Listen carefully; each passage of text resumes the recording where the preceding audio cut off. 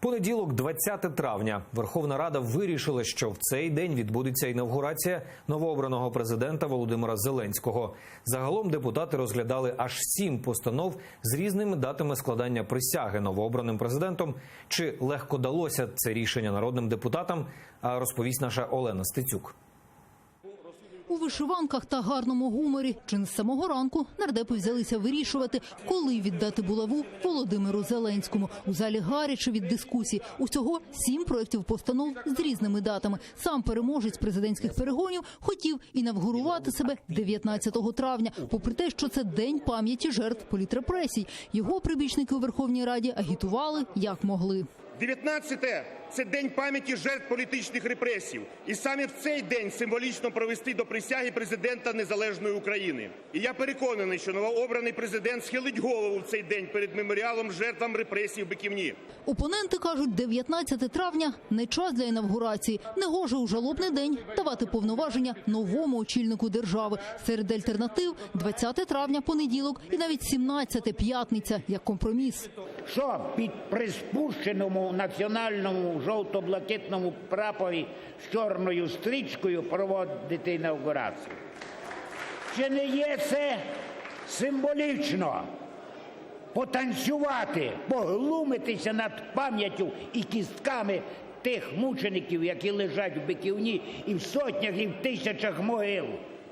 Хіба це не реванш? Що 17-го, що 19 травня ніхто з серйозних міжнародних делегацій буде важко приїхати до інавгурації. Отже, скоріш за все, команда діючого президента не дуже переживає з цього приводу. Та інавгурація на урочистому засіданні Ради. Певно, для деяких депутатів це дуже просто. У залі ідеї зробити шоу навіть з цієї події.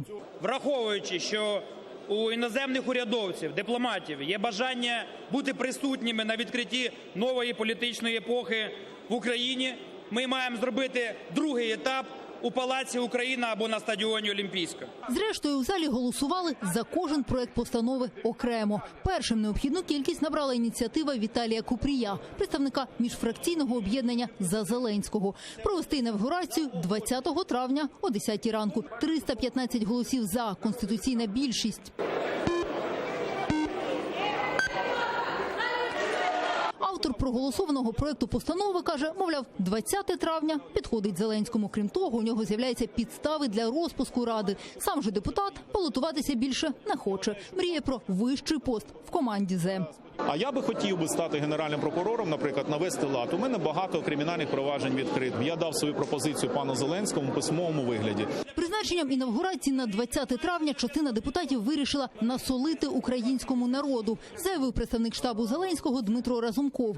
Нібито будній день – проблема для закордонних гостей. Депутати проблем в цьому не вбачають. Президент-елект Зеленський хотів, щоб інавгурація була 19-го. І в п'ятницю він про це висловився в своєму зверненні. 19-те – це було на день раніше, 20-те – в нього є на один день більше. Вони хотіли, щоб була інавгурація чи щось інше. Мабуть, запитання до них. Треба, щоб вони більш ретельно спілкувалися з депутатами. Певно, що команда Володимира Зеленського і секретаріат Верховної Ради зроблять все для того, щоб все пройшло на найвищому рівні. Робоча група з питань підготовки проведення інавгурації усі урочисті моменти має визначити сьогодні. Серед обов'язкових – гімн України та оголошення присяги на Конституції України. Олена Стецюк, Максим Кондратенко, Заман, АТР.